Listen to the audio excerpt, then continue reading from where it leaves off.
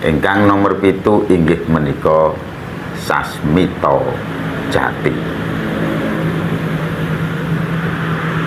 Inggih menika minangka pangeling-eling manungsa yen bakale sekabehaning manungsa benjang